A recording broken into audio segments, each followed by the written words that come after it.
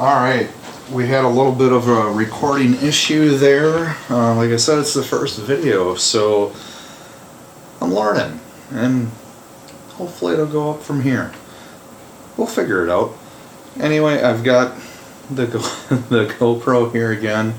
You know, we were kind of in the process, we were pulling off those plastic pieces on here. There was another one, you didn't get to see that because that got cut out of the video, and that was going nowhere. That wasn't even recording at that point.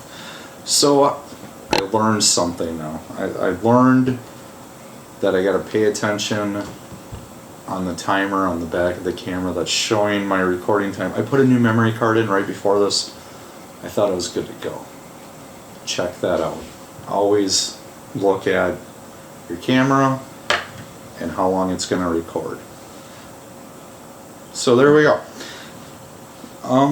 You know, like I was saying, we're going to kind of do this, that, whatever with this. Maybe I can get into some videos about settings, modifications with the menu in there. We'll see, and then we'll see where this channel goes. You know, I'm thinking about doing some kayaking stuff. Throw the GoPro on there. Check that out. Anything kind of, you know, what I'm interested in.